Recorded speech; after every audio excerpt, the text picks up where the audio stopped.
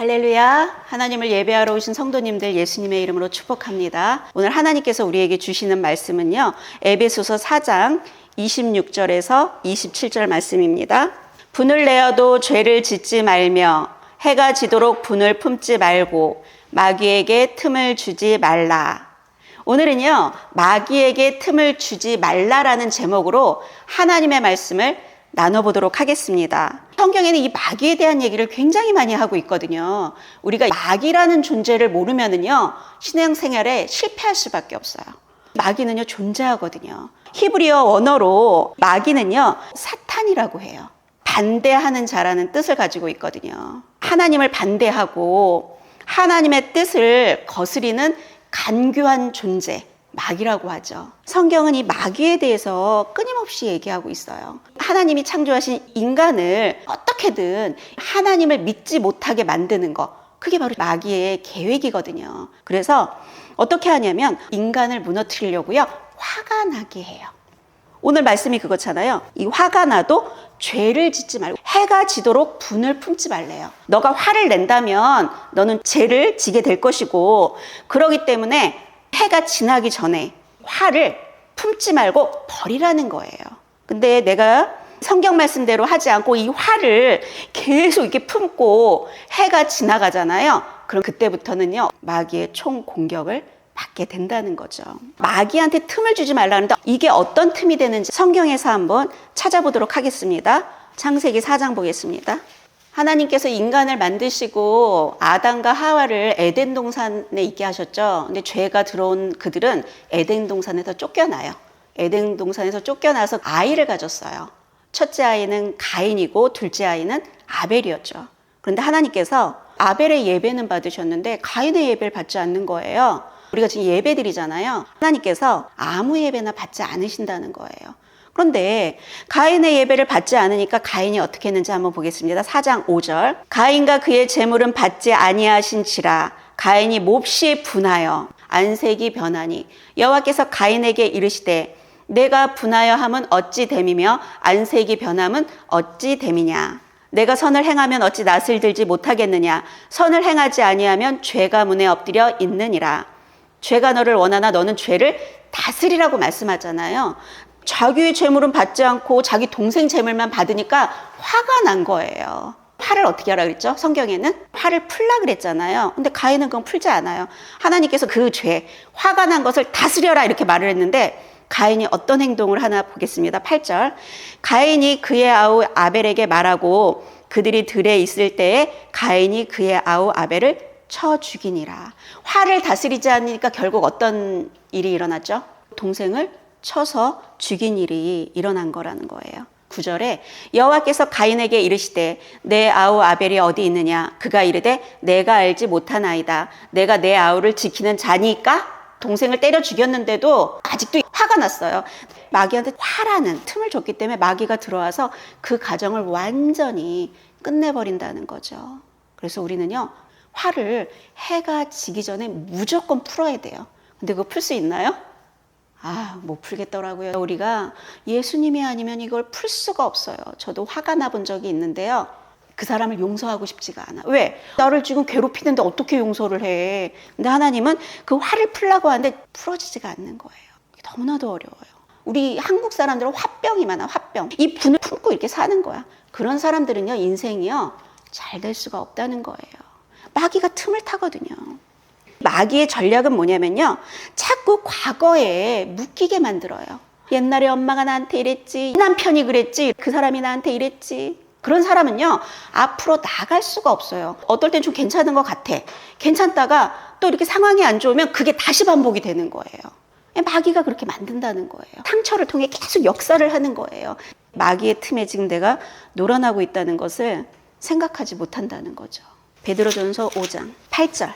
근신하라 깨어라. 너희 대적 마귀가 우는 사자같이 두루다니며 산길차를 찾나니. 마귀가 어떻게 한대요? 배가 고파가지고 이제 사냥감을 사냥하러 다니는 그런 사자처럼 으르렁거리면서 막 산길자를 지금 찾고 있다는 거예요. 마귀는 어떤 사람을 노릴까요? 영이 뭔지도 모르고 영이 약한 사람들 있죠.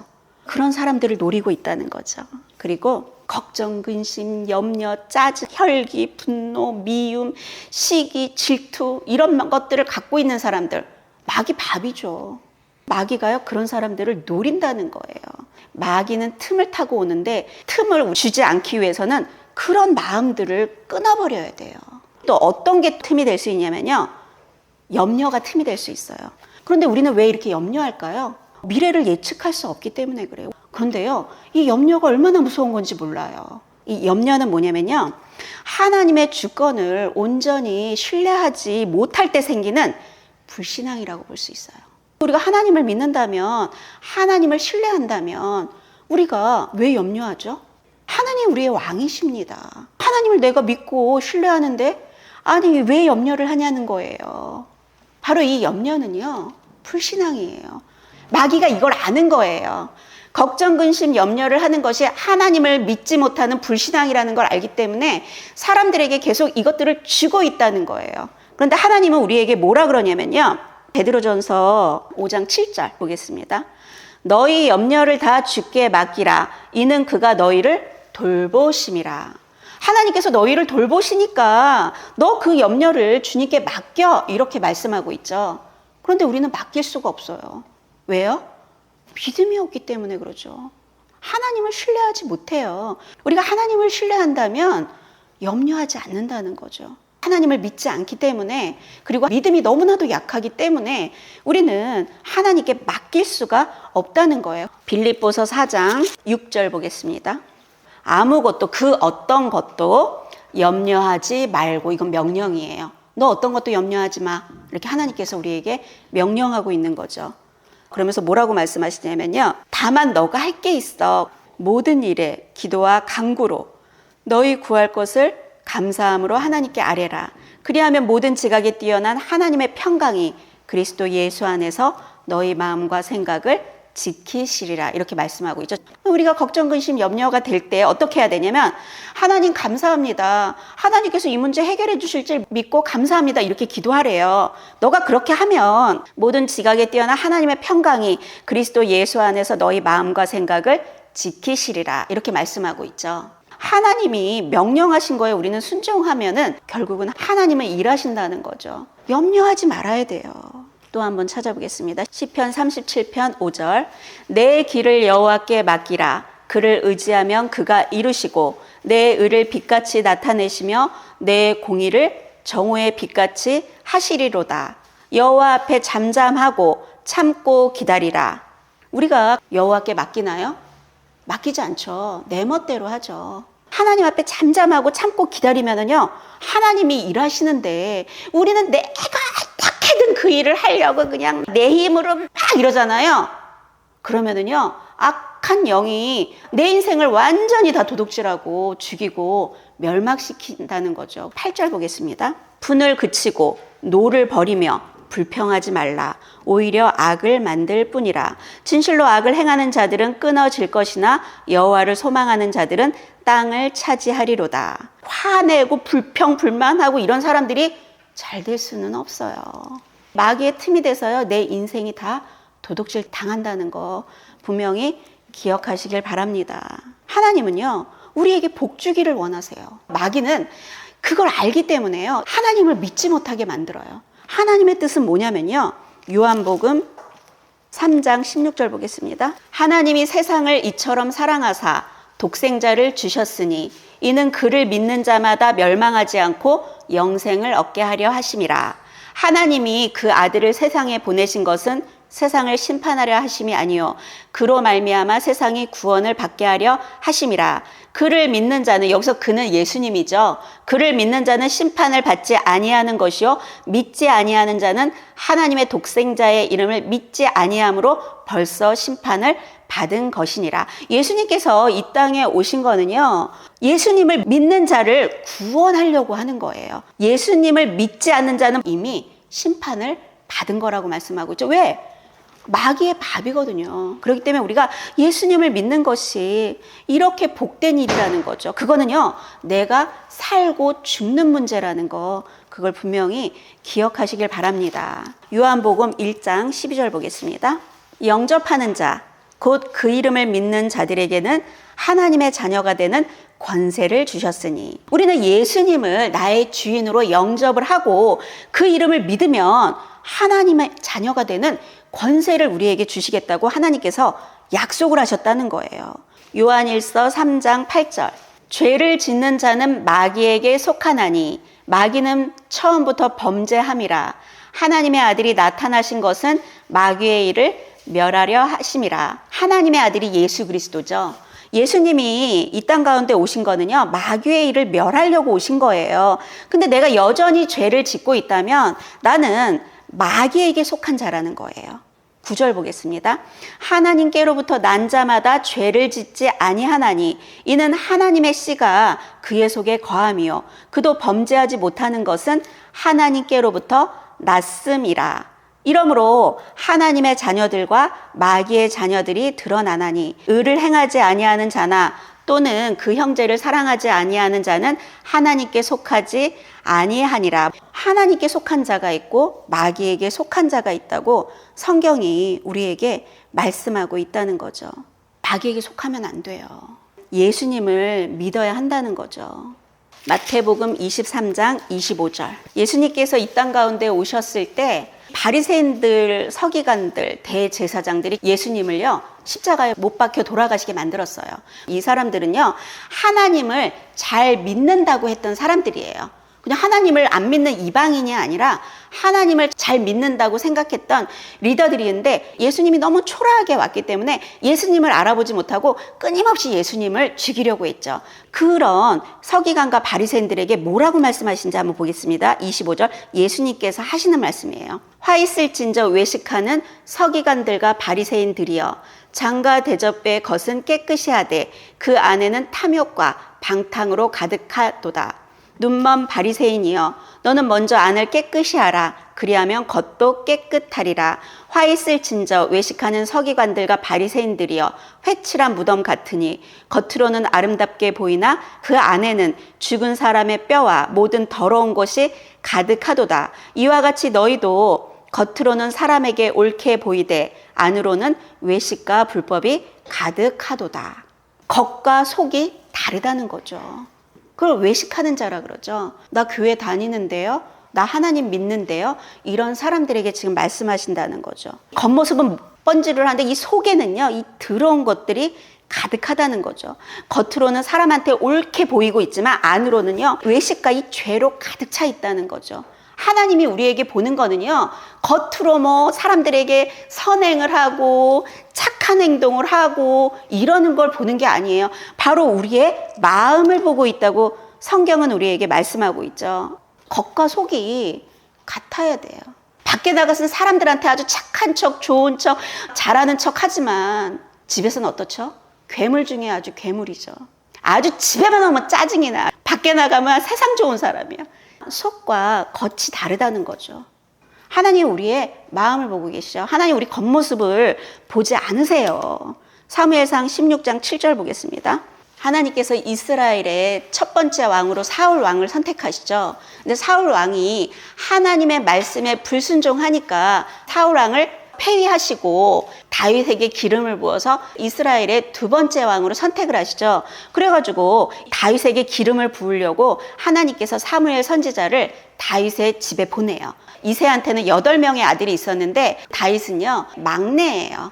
사무엘이 딱 갔는데 사무엘이 보기에 첫째 아들 엘리압이요 너무 좋아 보이는 거예요. 사무엘 눈에. 그건 겉모습이죠. 하나님 우리의 겉모습을 보는 게 아니라 마음 속을 본다 그랬잖아요. 보겠습니다. 6절. 사무엘이 엘리압을 보고 마음에 이르기를 여호와의 기름 부으실 자가 과연 주님 앞에 있도다 하였더니 여호와께서 사무엘에게 이르시되 그의 용모와 키를 보지 말라. 내가 이미 그를 버렸노라. 이미 엘리압 버렸다고 말씀하시죠. 그러면서 뭐라 그러냐면요. 내가 보는 것은 사람과 같지 아니하니 사람은 외모를 보거니와 나 여호와는 중심을 보느니라. 이렇게 말씀하고 있죠. 하나님은요, 우리의 이런 외모, 겉으로 잘하고 뭐 이런 걸 보는 게 아니라 우리의 마음을 보고 있다는 거, 그것들을 분명히 기억하셔야 됩니다. 그래서 우리는 마음을 잘 지켜야 돼요.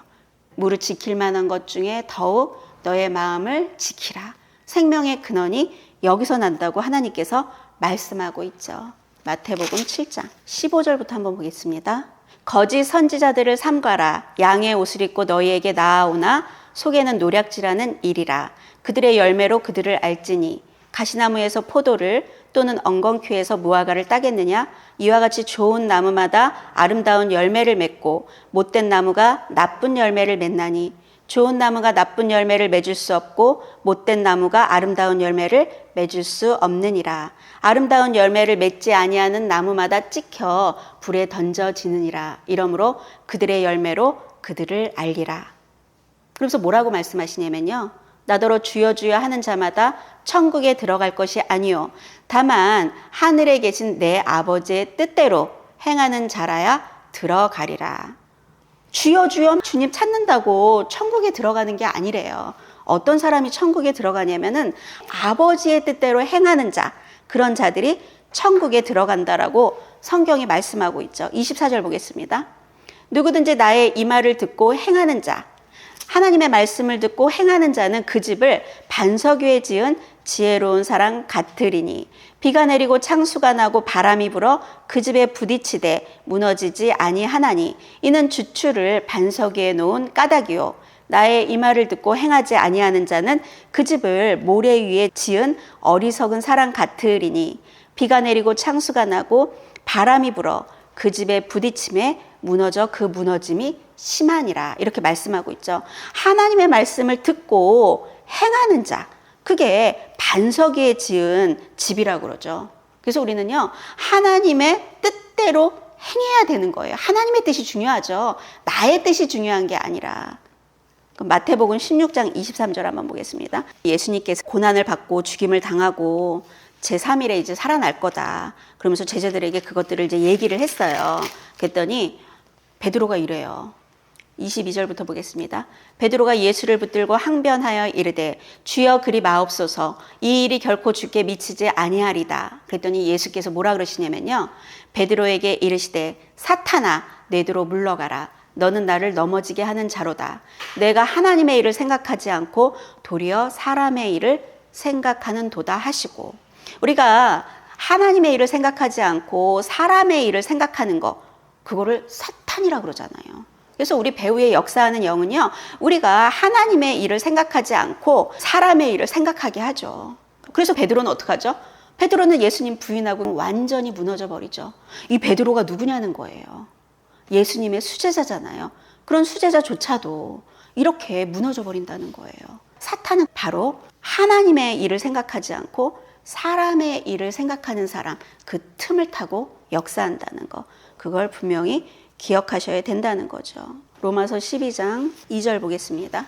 너희는 이 세대를 본받지 말고 오직 마음을 새롭게 함으로 변화를 받아 하나님의 선하시고 기뻐하시고 온전하신 뜻이 무엇인지 분별하도록 하라. 이 세대를 본받지 말고 너의 이 마음을 새롭게 함으로 변화되래요. 마음이 변화되래요. 그러면서 하나님의 뜻을 분별하래요.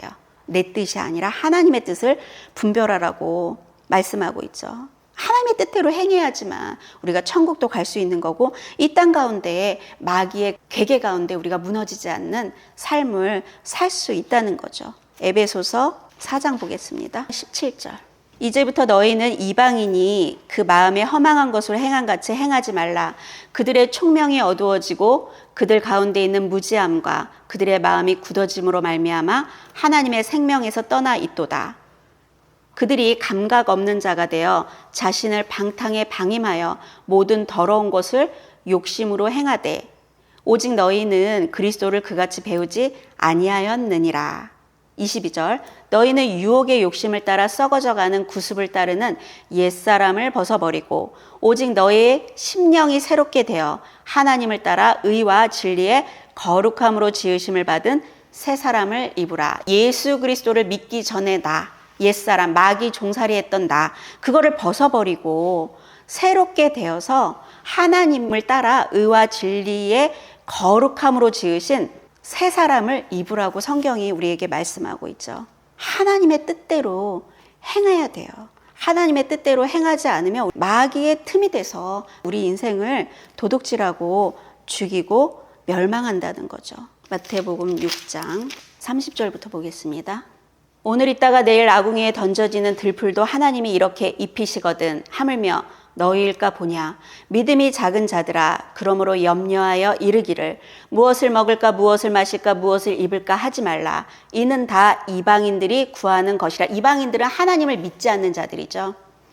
너희 하늘 아버지께서 이 모든 것이 너희에게 있어야 할 줄을 아시느니라. 그런즉 너희는 먼저 그의 나라와 그의 의를 구하라. 그리하면 이 모든 것을 너희에게 더하시리라. 그러므로 내일 일을 위하여 염려하지 말라. 내일 일은 내일이 염려할 것이요 한날의 괴로움은 그날로 족하니라.